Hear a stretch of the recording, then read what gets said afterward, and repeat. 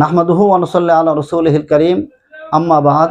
সম্মানিত দর্শক, কাছে এবং দূরে যে যেখান থেকে দেখছি, মাদ্রাসা ফাতিমাতুজ জাহরা রাদিয়াল্লাহু তাআলা আনহা এবং মারকাজুল ফুরকান ইন্টারন্যাশনাল মাদ্রাসা, পূর্ব রসুলপুর ৮ নং রোড, রনি মার্কেটের পূর্ব দিকে, কামরাঙ্গীরচর, ঢাকা এর দাওয়াতি স্টুডিও থেকে আজকে আমরা এক মাসালা আলোচনা করব। অনেকেই জানতে চান যে আমাদের এখন যেহেতু মশা বেশি, তো মশার রক্ত কাপড়ে বা শরীরে লাগলে কাপড় বা শরীর এটা নাপাক হয়ে যাবে কিনা। আসলে এর উত্তর হলো, মশার রক্ত কাপড়ে বা শরীরে লাগলে কাপড় বা শরীর কোনোটি নাপাক হবে না, কেননা মশার শরীরে প্রবাহমান কোনো রক্ত নেই।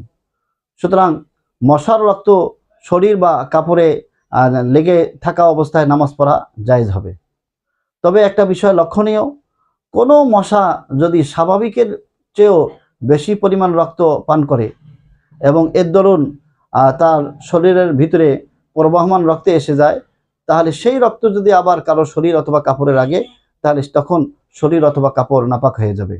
আশা করি সকলেই উত্তরটা বুঝতে পেরেছি।